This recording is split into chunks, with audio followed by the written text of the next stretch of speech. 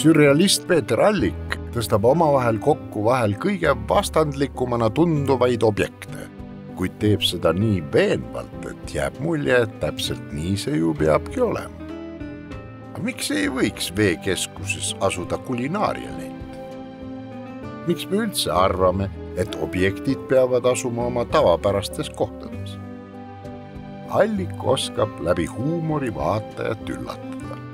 Teeb ju tuju heaks, kas pole?